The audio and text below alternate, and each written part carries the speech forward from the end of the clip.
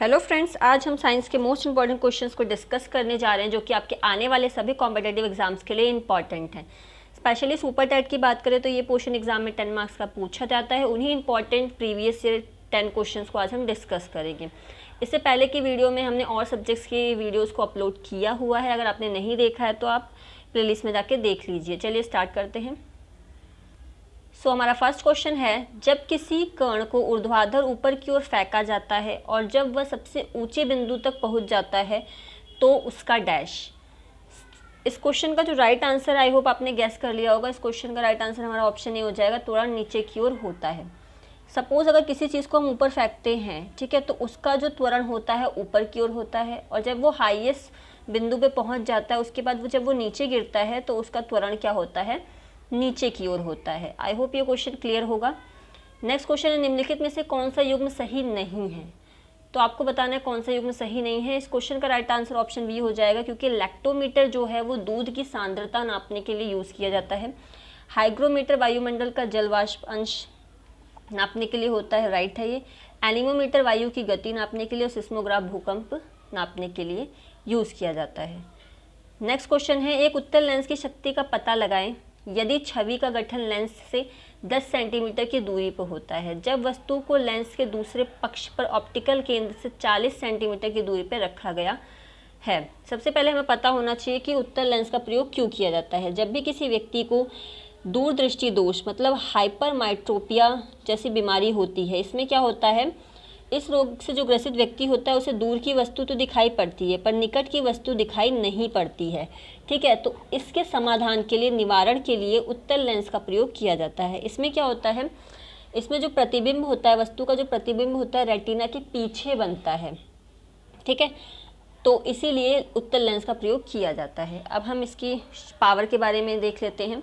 तो इसका फॉर्मूला क्या होता है, इसका फॉर्मूला होता है 1F equal to 1/v minus 1/u, ठीक है।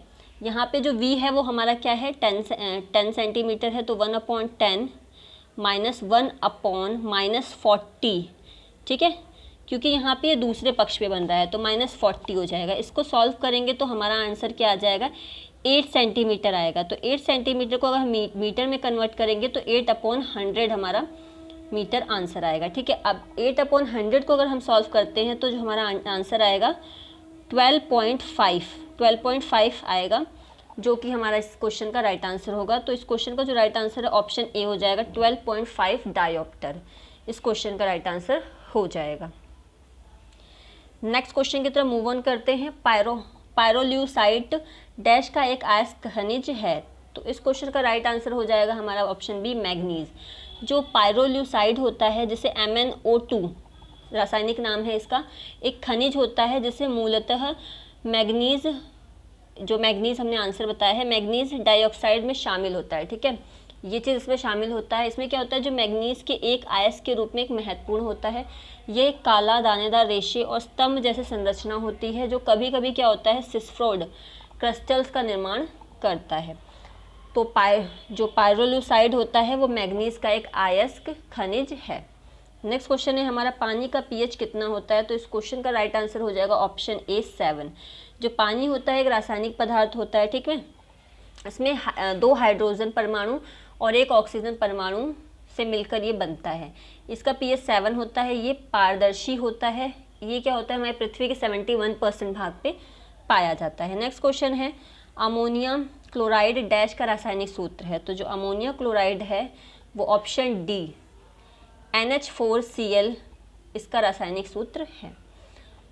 नेक्स्ट क्वेश्चन की तरफ मूव ऑन करते हैं। रक्त प्रवाह में हवा के बुलबुले का होना जीवन के लिए क्यों खतरनाक होता है। तो इस क्वेश्चन के अगर हम राइट आंसर की बात करें तो ऑप्शन सी इसका राइट आंसर होगा, क्योंकि रक्त प्रवाह में बाधा उत्पन्न हो जाती है। अगर बुलबुले होंगे तो क्या होगा, रक्त का जो प्रवाह फ्लो होता है उसमें क्या होगा, बाधा उत्पन्न हो जाएगी, जिसके कारण क्या होता है, व्यक्ति की मृत्यु भी हो सकती है। नेक्स्ट क्वेश्चन की तरफ मूव ऑन करते हैं। निम्नलिखित में से कौन सा विटामिन कैल्शियम के अवशोषण में सहायक होता है। तो इस क्वेश्चन का जो राइट आंसर है हमारा ऑप्शन बी हो जाएगा, विटामिन डी। विटामिन डी क्या होता है, कैल्शियम के अवशोषण में सहायक होता है, और विटामिन डी बहुत फ्रीली हमें मिलता है। जो सूर्य का प्रकाश होता है उससे हमें विटामिन डी प्राप्त होता है, ठीक है। इसमें क्या होता है कि विटामिन डी का संश्लेषण सूर्य के प्रकाश में उपस्थित पराबैंगनी किरणों द्वारा त्वचा में उपस्थित जो कोलेस्ट्रॉल होता है से अभिक्रिया के फलस्वरूप होता है। विटामिन डी और विटामिन के ऐसे दो विटामिन हैं जिनका जो संश्लेषण होता है मानव शरीर में होता है, और बाकी जो विटामिन होते हैं उनको हम भोजन के द्वारा प्राप्त करते हैं। उनका संश्लेषण क्या होता है, विटामिन युक्त भोजन करने से होता है। तो इस क्वेश्चन का राइट आंसर हमारा बी ऑप्शन हो जाएगा। नेक्स्ट क्वेश्चन है, श्वेत प्लेग आमतौर पर किस नाम से जाना जाता है? तो श्वेत प्लेग आमतौर पे ऑप्शन सी क्षय रोग के नाम से जाना जाता है। क्षय रोग मतलब टीबी, जिसे ट्यूबरकुलोसिस बोलते हैं। तो श्वेत रोग को आमतौर पे क्षय रोग के नाम से जाना जाता है। ये बीमारी आमतौर पे कैसे होती है, जो माइक्रोबैक्टीरियम होते हैं तपेदिक के कारण होती है। माइक्रोबैक्टीरियम तपेदी क्या होता है, रॉबर्ट कॉच द्वारा 1882 में पहचाना गया था। कब पहचाना गया था इसको? 1882 में इसको पहचाना गया था, इस बीमारी को। इस खोज के लिए उन्हें 1905 में नोबेल पुरस्कार दिया गया था। जो रॉबर्ट कॉच थे उन्होंने इसको पहचाना था, तो इसलिए इन्हें 1905 में नोबेल प्राइज़ दिया गया था। तो श्वेत प्लेग को किस नाम से जाना जाता है? क्षय रोग, टीबी, जैसे टीबी भी बोलते हैं, ट्यूबरकुलोसिस भी बोलते हैं। ठीक है, नेक्स्ट क्वेश्चन है हमारा, यूकैरियोटिक कोशिका में RNA का संश्लेषण डैश में होता है। तो इस क्वेश्चन का जो राइट आंसर होगा हमारा ऑप्शन डी हो जाएगा, न्यूक्लियस में। जो हमारा ये RNA होता है उसका जो संश्लेषण होता है वो कहाँ होता है? न्यूक्लियस में। तो यूकैरियोटिक कोशिका वे कोशिका होती हैं जिनमें केंद्रक जो होता है, कला केंद्रक तथा पूर्व विकसित कोशिकांग पाए जाते हैं। इसके केंद्रक में प्रोटीन, DNA, RNA पाया जाता है। किसमें? यूकैरियोटिक में। RNA का संश्लेषण केंद्रक मतलब न्यूक्लियस में होता है, जबकि RNA का मुख्य कार्य क्या होता है? प्रोटीन संश्लेषण करना होता है। यूकैरियोटिक कोशिका के उदाहरण कौन कौन से हैं उसको जानना इंपॉर्टेंट है, जैसे शैवाल हो गए, नीले हरे शैवाल, तथा सभी विकसित जंतु, जितने भी विकसित जंतु हो गए, और वनस्पति कोशिकाएं, ये क्या होते हैं? इसके उदाहरण होते हैं। आई होप ये सारे क्वेश्चन आपको समझ में आए होंगे और आपके लिए हेल्पफुल होंगे।